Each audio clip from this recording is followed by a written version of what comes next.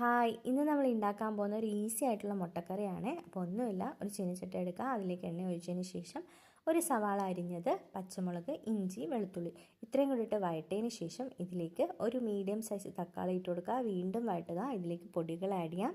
2 spoon മല്ലിപ്പൊടി, 1/4 spoon മുളക് പൊടി, ഒരു 1/4 സ്പൂൺ കുരുമുളക് പൊടി, പിന്നെ ഒരു 1/4 സ്പൂൺ ഗരം മസാല ഇത്രയും കൂടി ഇട്ടിട്ട് ഒന്ന് ചൂടായതിന് ശേഷം ഇതിലേക്ക് വെള്ളം ഒഴിച്ചു കൊടുക്കുക. ഉപ്പ് ആഡ് ചെയ്ത് കൊടുക്കുക. പാകത്തിന് ഉപ്പ് ആഡ് ചെയ്തതിന് ശേഷം ഒന്ന് നല്ലോണം തിള വരുന്നവരെ നടച്ചു വെക്കുക. തിളച്ച് ഒന്ന് വറ്റി ആ ഒരു ചാറ് വറ്റിയ പരുവമായി വരുമ്പോഴത്തേക്ക് ഇതിലേക്ക് പുഴുങ്ങിയ മുട്ട സ്ലൈസ് ചെയ്ത് ഇട്ട് കൊടുക്കുക.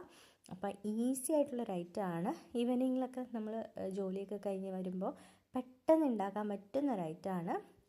എന്തായാലും ട്രൈ ചെയ്ത് നോക്കണം.